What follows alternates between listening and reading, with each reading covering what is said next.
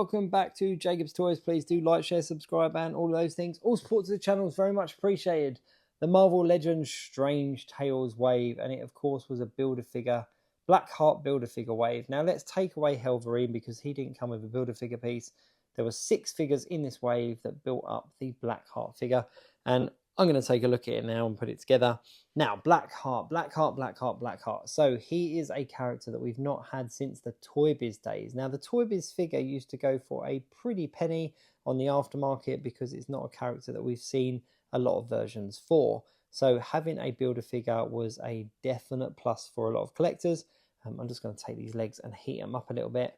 Now, Blackheart originally, believe it or not, appeared in Daredevil. That was where he made his debut. But he is a character that is quite often seen going up against Ghost Rider because he is, of course, a demon. We've also seen him in other media as well. So we've seen him in like the Marvel vs. Capcom games as well. So if you're building like a Marvel vs. Capcom display with the Jada Toys Street Fighter toys, then Blackheart's probably one that you'll want to have because he was quite a predominant character in some of those earlier games. But yeah, if you're a Ghost Rider fan, then he's definitely worth kind of having. For me, the Marvel vs. Capcom and the Ghost Rider links is enough for me to want this character on my shelf.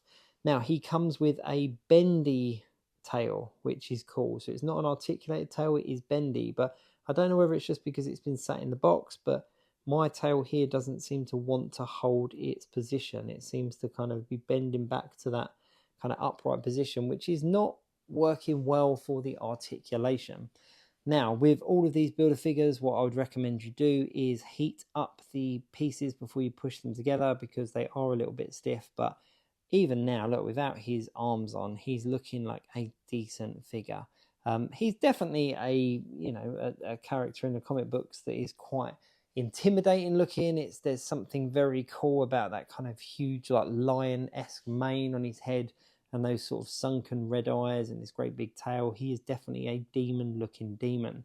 I think he'd even work if you collected Ghostbusters and just wanted him as like a ghost to bust for the Ghostbusters. So he's quite versatile. But yeah, for me, I think I'll put him on my Deadpool shelf or maybe my Marvel vs. Capcom shelf. I don't know. But it's quite refreshing to have a semi-decent Build-A-Figure. You know, back in the day with Marvel Legends, they used to release wave after wave, and each one would have a Build-A-Figure to go with it. And Build-A-Figures seem to be a little bit few and far between nowadays in comparison to kind of, you know, the special waves or the I can't even think what they call them now, but like the anniversary waves and stuff, like where we don't get a Build-A-Figure anymore. So it's always quite exciting to get a semi-decent Build-A-Figure, and I think this is definitely one of the better Build-A-Figures in recent years.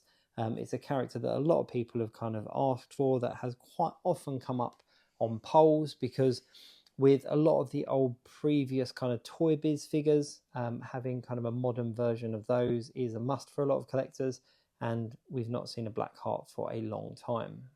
But yeah, there isn't a huge amount more to say about him. He's got some decent articulation. Having the butterfly joints in the shoulders was a must because you can get him into kind of much better positions. I like the fact that there is a bendy tail as opposed to articulated tail. I'm not a huge fan of the articulated kind of extended limbs, shall we say. But for some reason, this tail just does not want to hold a pose. And as you can see here, the weight of him is far too superior to kind of just have the tail outright. Let me see if I can actually stand him. I think I might actually be able to balance him because he's got these kind of tiptoe feet, which like the character does, like that kind of animalistic kind of up on the balls of the feet. Am I going to do it? That I think it might actually balance. But you know what? This is a decent Build-A-Figure. Well done, Hasbro. I'm quite impressed with this one. Thank you very much. Thanks so much for watching. I will see you soon.